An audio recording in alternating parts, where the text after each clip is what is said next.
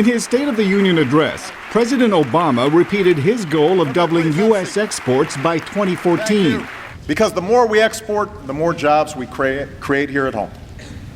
The president says doubling U.S. exports would create as many as 2 million jobs. But despite reaching agreement with South Korea last month on a free trade pact to reduce tariffs on U.S. automobiles and beef, lawmakers have been slow to act.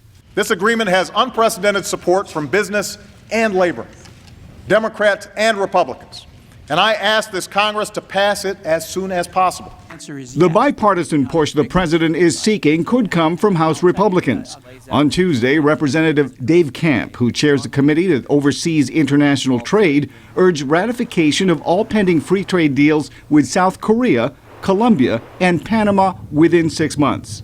This deadline isn't being driven by politics or posturing. It's driven by the need to create jobs for American workers. The 3 trade agreements are a surefire way to create American jobs by growing U.S. exports of goods and services, and does not require one dime of new government spending.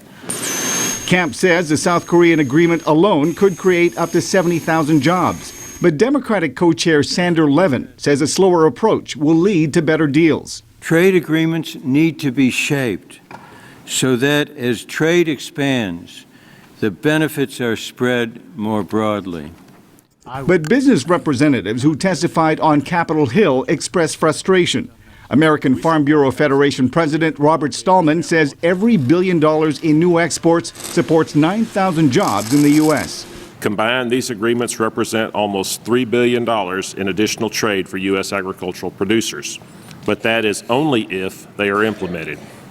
To make their case, free trade advocates cited a labor union report from 2009 showing South Korea exported nearly 500,000 cars to the United States, while American automakers exported fewer than 6,000 cars to South Korea.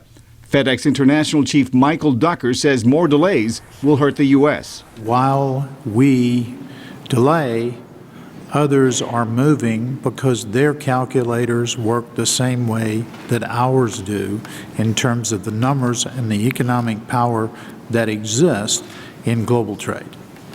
To underscore the urgency, business representatives say the European Union is set to finalize a comprehensive free trade agreement with South Korea later this year. Arcega, VOA News.